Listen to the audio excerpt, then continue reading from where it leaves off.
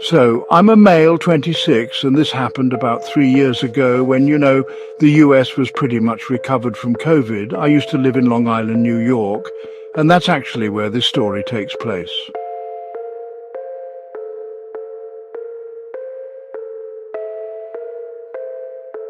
Just for a bit of backstory for anyone who didn't grow up in New York, there's this massive railroad that connects loads of towns together, and the farthest it goes is right up to NYC. I took a business opportunity where I needed to head up to the city every day for work as an engineer, and well, I'd get on the train to go to the city as early as 6 in the morning, and sometimes I wouldn't get home till as late as 11 at night.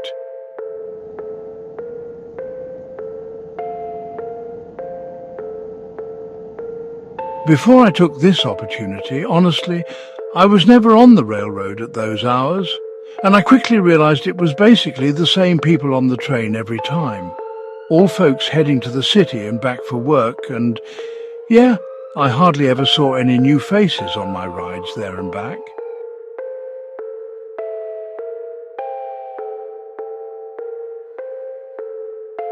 But one day, things changed. I was on a late train, probably about 10 or 11 at night during winter, so, it was as dark as the night could get around then. I had to run to catch the railroad on time to get me home, and as you might expect, no matter the hour, I couldn't find a seat on the train. I ended up standing next to the doors, with 2 blokes around my age just having a good chat. And then there was this man. He looked to be in his late 50s, wearing a kind of Hawaiian shirt, unbuttoned a couple of buttons so his chest hair was sticking out. He had on khakis, a belt, and clipped to his shirt pocket was what looked like a business key card on a retractable wire, and the clear sleeve was all yellowed. He was white, balding, but the hair he had left was grey, and he was on the heavier side, but honestly what I really remember are his eyes.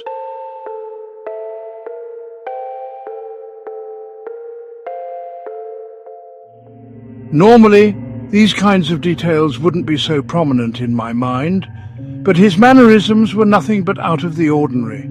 The way this man examined the other 2 standing next to the doors, the ones in deep conversation, it was uncanny. His eyes were deep in their sockets. They were downturned so the insides of his eyes closer to his nose were higher set than the outside corners, with a look that was so tired and sad, and his lips stayed in such a pouting expression that it nearly looked like he was taking sympathy for these men. The worst part? Every time they would make a joke, they would chuckle, but he would laugh, louder than anyone would if they were even supposed to be included in the conversation.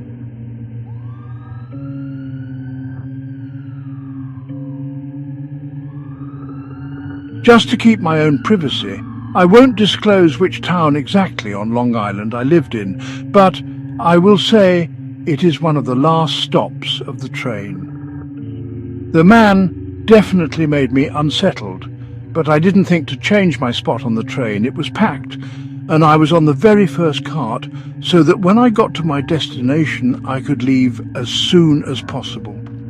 I figured that I would wait to see if this man got off on one of the stops before me, and I wish I didn't. He didn't seem like a threat to me because he was so hyper-focused on these 2 guys. But once we got to their stop, he took a few steps, basically following them out the cart, until he saw me. I was staring, I'm not proud of it, but I had 2 headphones in listening to music, and I felt like this man had to be studied, and I accidentally just drew all the attention to myself. Something in his eyes switched for just a second, but it was horrifying.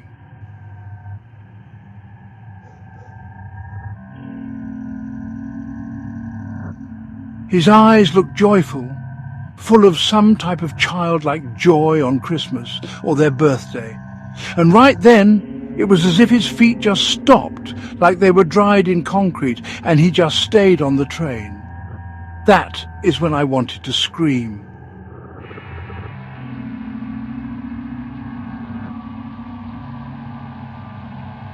We were just a few stops away from my stop, and honestly I had no doubt in my mind that if this bloke seeing me made him stay on past one stop, there's really only one other stop he'd get off at, mine. Now I know this sounds like the dumbest thing ever, but I walked home after getting off the train. I mean, I'm a big guy. Not super tall, but tall enough that most fellas don't exactly tower over me, and I'm not weak, so I never really had anything to worry about before. Yeah, I wasn't scared of this guy himself or what he could actually do, but it was more about his intentions. I'm not the sort who'd fight someone just for the sake of it, and honestly, that would be my absolute last resort. The last thing I wanted to do was get into it with this man, especially when he had such a sorrowful look in his eyes.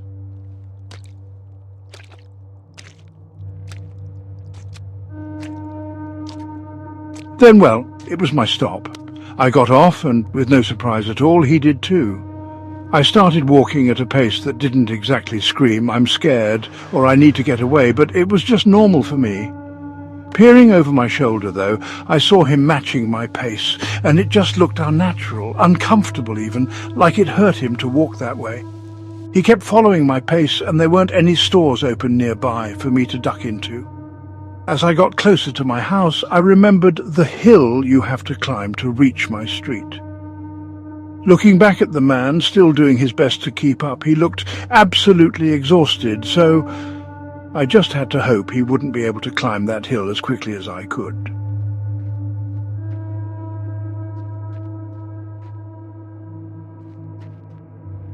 I got to the bottom of the hill and, well, I sprinted as fast as I could. I didn't stop until I reached my house and jumped over my backyard fence, instead of going up to my front porch to open the front door, just in case he managed to follow me fast enough to see where I went in. My back door is a sliding door, however, and I couldn't unlock it unless I was in the house, so the only thing I could do was sit and wait in a bush, and I wasn't too scared of him seeing me in the pitch dark, but I was scared of him hearing me if I moved too much. I peered through my fence as I saw him climb up the hill, walking at a more comfortable-looking pace for him. He started looking around, looking for a sign of me. Nothing. He approached closer, just looking around my street, and under a streetlight I saw him, more like I saw his eyes full of rage, no longer the joyful or sorrowful eyes I had once seen. I watched him pace back and forth on the road for a long time until eventually he turned around and went down the hill once again. I waited for a long time before going into my house and going to bed.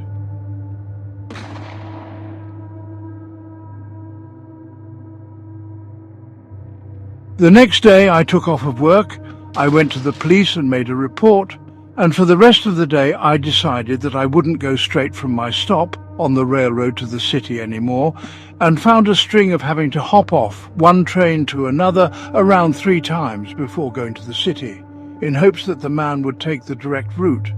I never saw the man after that.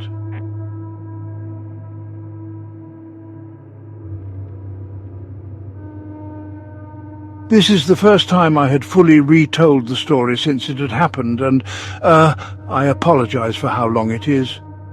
But every time I even think about this story for too long, it reminds me of the people that are out there, and how you have no idea what intentions they have behind their eyes.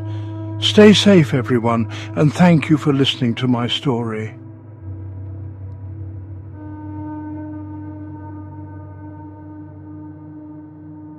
I've told this story probably over 100 times, and despite being the most terrifying thing that's ever happened to me, I've come to appreciate that it makes for a great story, so I figure I'll share it with you all here. I should start by saying that I always hated going camping. My parents sent me to summer camp every year in Colorado, which involved at least one camping trip into the woods.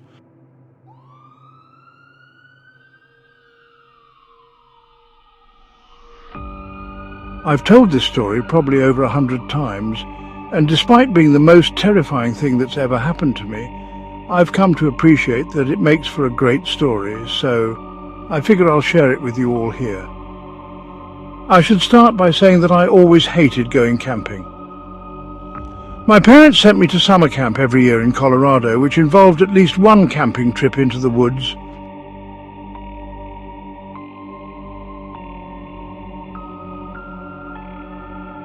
Despite the brevity of these trips, I always resented them. The heavy bag, the lack of toilets, the spiders that always found their way into my tent. When I turned 16 and became a camp counselor in training, however, my distaste for the whole experience briefly changed.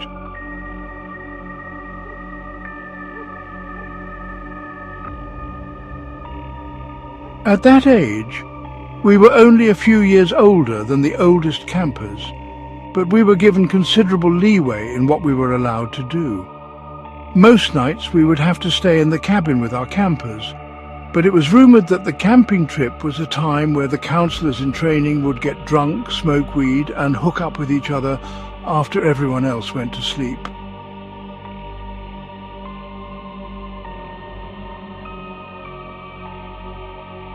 What I didn't know, however, was that the events of that camping trip would dissuade me from ever going camping in the woods again. The trip began as any other. Altogether there were around 30 people on the trip, 4 counsellors in training, 4 counsellors, and around 20 or so boys and girls between the ages of 13 and 14. Walking in a single file line up and down the various trails, you could hardly hear any sounds of nature over the conversations and laughter of the campers.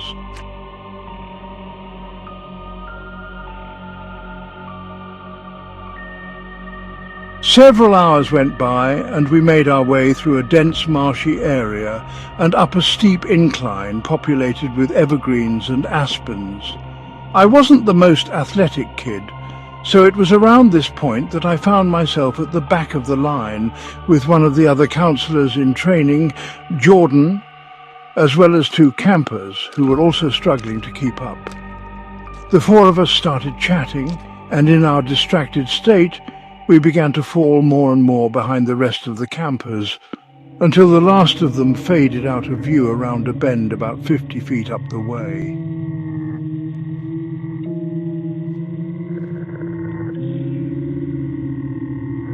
Unconcerned, we kept walking at the same slow pace, but after 30 minutes or so, the trail started to level off and I began to feel increasingly anxious. Not only had the rest of the group disappeared ahead of us, but we had entered a stretch of completely dead evergreens, half of which looked scorched by a wildfire and the other half appeared to have been killed by a disease.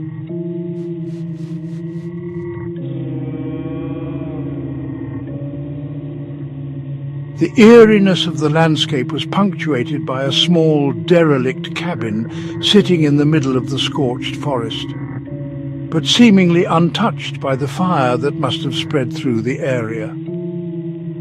We were so enraptured by the scene that one of the campers screamed when a twig broke behind us.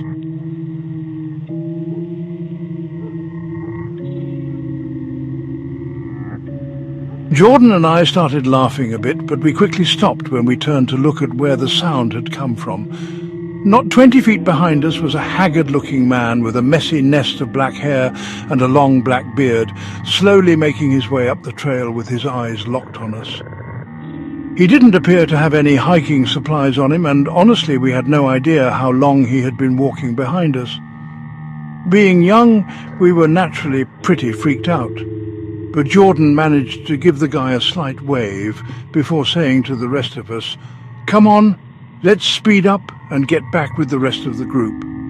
As we turned to continue our way up the path, the man mumbled a question that was hard to hear, and I was shocked when Jordan turned around to ask the man to repeat himself. The man muttered again, just a bit louder, "Going camping?" Jordan answered the man that yes, we are going camping, to which the man smiled slightly, before stating in a creepy and ominous voice, "Better be careful."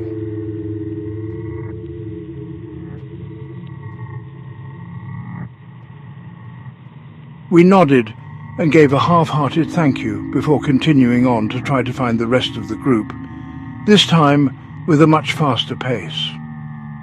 Although the man had been walking up the same trail as us when we saw him, he didn't continue, but instead just stood there in the middle of the trail, watching us as we made our way up the winding path and disappeared from his view. Finally, we managed to catch up to the rest of the group who had been waiting for us, and we told the adult counselors about our interaction with the man.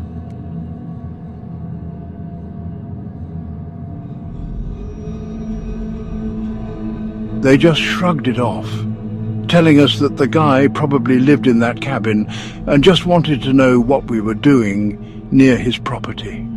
Still, I felt unnerved by the encounter, and when we finally arrived at the campsite, I couldn't shake the feeling that the man had somehow followed us.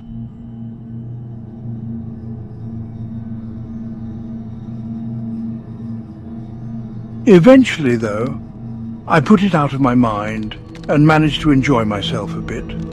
Everyone else had gone to bed, and Jordan and the other counselor in training from the boys' cabin had brought 2 warm Mike's Harders that they had stolen from the counselors' quarters, and I took out a joint I had stashed away for this exact occasion. To avoid getting in trouble, we decided to hike out into the woods a bit to smoke the joint, and we made our way to the edge of the river where we had washed our pots and pans earlier in the day.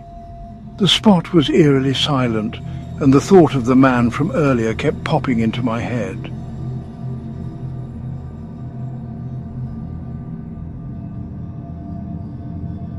Eventually, though, I put it out of my mind and managed to enjoy myself a bit.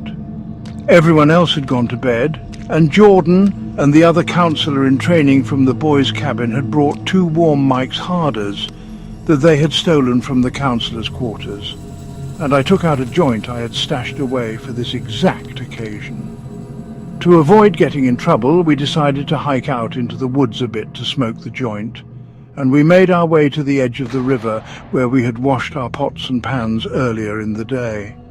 The spot was eerily silent, and the thought of the man from earlier kept popping into my head.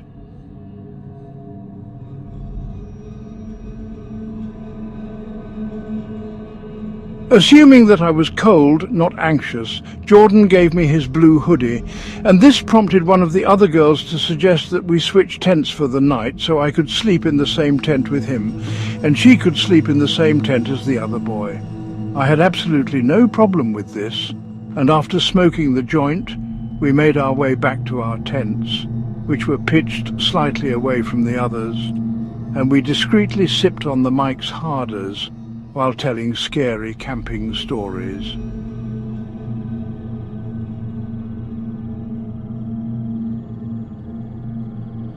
Some time passed, and one of the boys was in the middle of telling a rather muddled story that he was clearly making up on the spot when he suddenly stopped. In the silence we could hear what sounded like footsteps crunching on pine needles about 40 feet away, near one of the other campers' tents. As we strained to listen to what was going on, the noises stopped, and even though we assumed it was just one of the campers getting up to go to the bathroom, being stoned and hopped up from the scary stories, we decided to call it a night and go hide in our tents. Jordan followed suit, and we awkwardly made out before eventually going to sleep.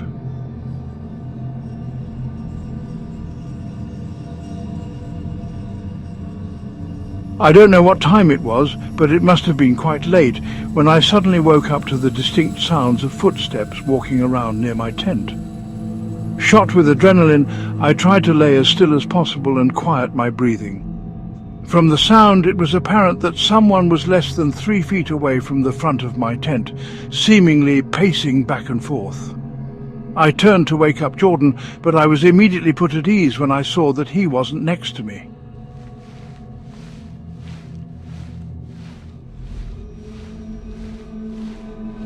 Assuming Jordan was the one I had been hearing, I closed my eyes and I was just beginning to drift back to sleep when I heard the tent unzip. I felt Jordan lie down next to me, and after a few moments he put his arms around me and began to spoon me. After nearly drifting off to sleep again, I realized I had to go to the bathroom and muttered something about having to go pee before beginning to unzip my sleeping bag.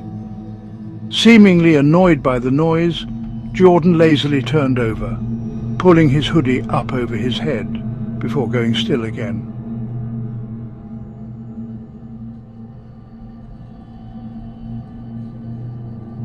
Quietly, so as not to wake him, I unzipped the tent and quickly scanned the campsite for any movement. Comforting myself that Jordan had just gone pee and was fine, I put my shoes on and began making the trek across our campsite to the designated pee zone. I'd just made it to the area and pulled my pants down when I heard rustling coming from the campsite, as if someone was rummaging through our supplies and bags.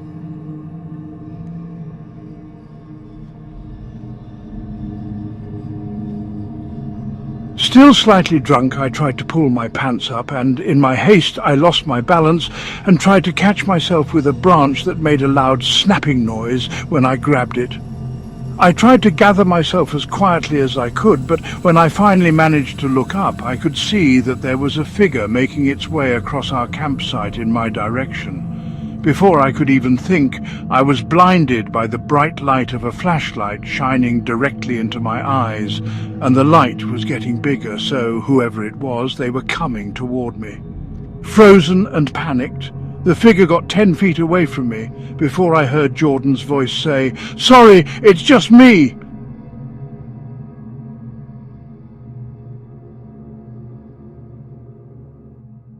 I breathed a sigh of relief.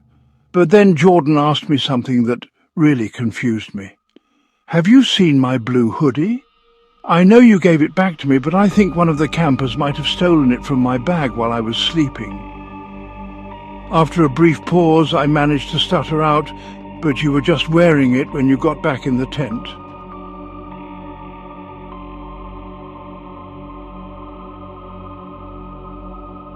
I breathed a sigh of relief, but then Jordan asked me something that really confused me. "Have you seen my blue hoodie? I know you gave it back to me, but I think one of campers might have stolen it from my bag while I was sleeping." After a brief pause, I managed to stutter out, "But you were just wearing it when you got back in the tent."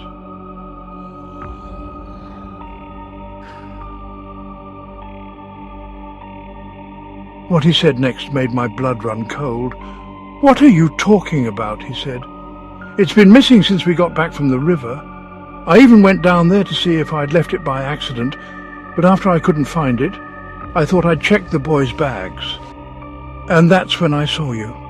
My confusion quickly turned to sheer terror as I realized that the man who got into the tent with me just moments prior hadn't been Jordan.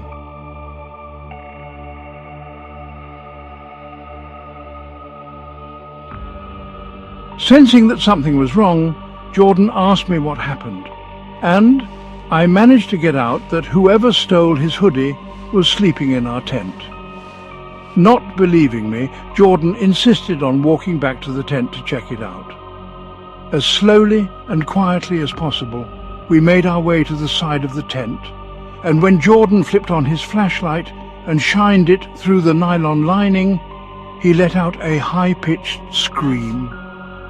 We could both see the clear outline of a man's shadow, lying still inside our tent.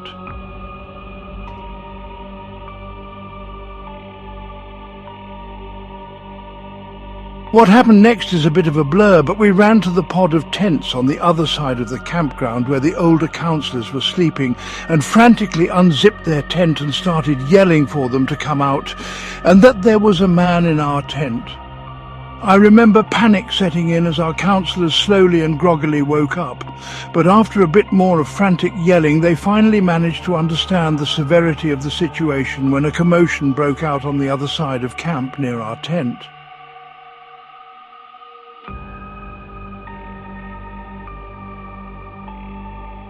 By the time they ran to the scene, however, they only found an unzipped tent and a bunch of our things littered on the ground, that the man had apparently knocked over or thrown during his escape.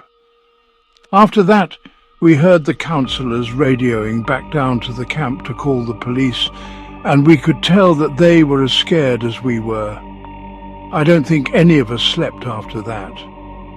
Luckily, we only had to wait a few hours for the sun to come up, and by that time a few of the other councillors had arrived with guns to escort us back to camp. On our way back down, one of the campers found Jordan's jacket tied around one of the trees on the path like some kind of marker. Needless to say, he didn't want the hoodie back and we just left it there.